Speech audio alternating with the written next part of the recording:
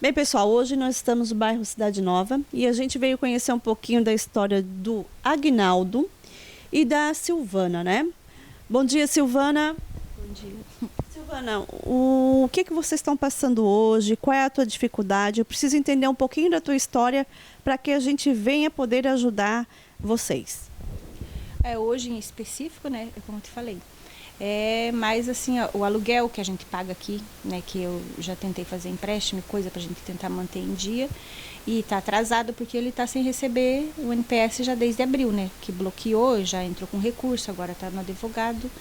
E assim, a gente tem, né, os 5 filhos, né, são, né, um de 21, já começou a trabalhar agora, mas também não ganha, né, o primeiro emprego praticamente.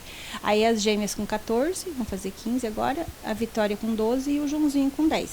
E a dificuldade é assim, porque eu não consigo, né, arrumar um emprego fixo para cumprir um horário, porque, né, ele está nessa situação, uma hora ele está bem, uma hora ele não está. E eu tenho o João que é autista, que então volta e meia demanda de estar levando, né, em algum lugar, né, leva na escola, às vezes dá 3 horas eu tenho que ir buscar, porque ele não consegue ficar às vezes a tarde toda, às vezes não, quase nunca ele consegue ficar a tarde toda. Então já fazem 2 anos que eu estou assim nesse revezamento de cuidar do marido, cuidar do filho, correr, e fora que tem o dia a dia, né? Você tem roupa, você tem casa, você tem...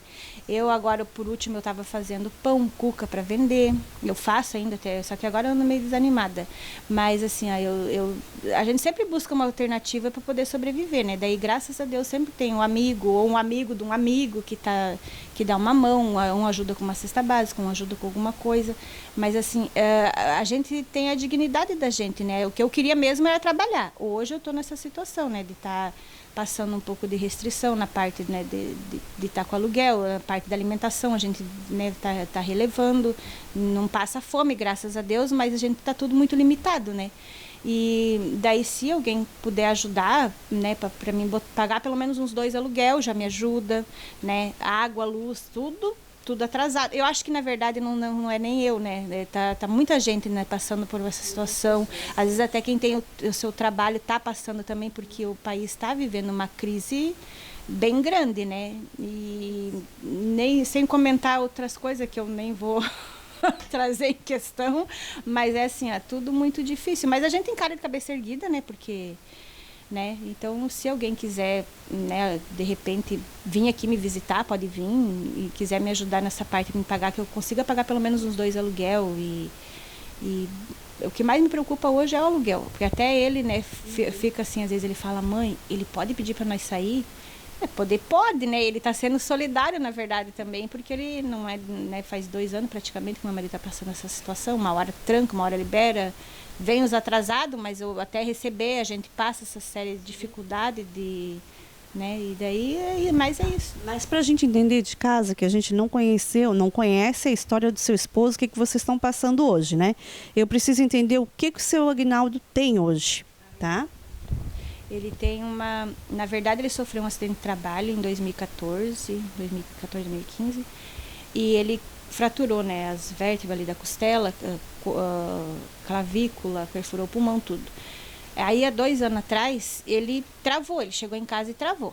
Ficou 20 dias que ele não conseguia, ele começou devagarinho, travou, ele não puxou a perna dele e tudo. Aí a gente foi, né, marcar ressonância, tomografia, essas coisas tudo, e daí foi descobriram que ele tem uma discopatia degenerativa congênita.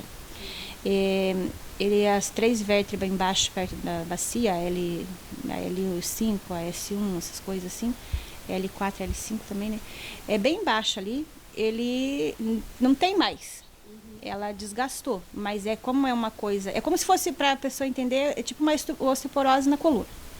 Ele degenerou, então não tem mais ossinho ali. Ele vai ter que fazer essa cirurgia para colocar essa prótese, porque aquilo ali está pressionando o nervo ciático, que ele corre por dentro. E onde que perde a sensibilidade da perna. Então, volta e meia, ele fica sem caminhar. Ele, às vezes, esse dia ele levantou da cama, caiu. Até eu brinquei com ele, eu falei, nossa, eu nunca vi ele de joelho. A gente leva, às vezes, umas coisas assim na brincadeira, né? Mas ele caiu, aí eu tive que correr com ele, levar ele na Marieta. Aí o médico falou que a tendência é ele ficar assim, se ele não fizer a cirurgia, ele vai ficar sem caminhar. Então a gente já tem essa consciência que tem o risco da cirurgia normal, que a gente tem até de arrancar um dente.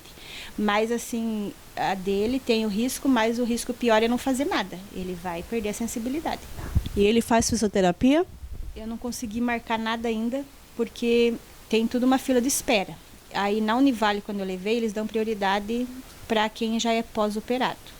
E a gente também respeita tudo, porque a gente sabe que todo mundo tem, cada um tem sua situação, o seu problema, né? Então, e aí na outra também tem, tudo tem fila, né? Aí eu, a princípio, eu tinha deixado, porque eu falei para ele, uma hora a gente paga nessas 10 sessões, porque tinha 10 sessões, depois foi pegado outro papel mais 10, e eu não consegui fazer nada ainda.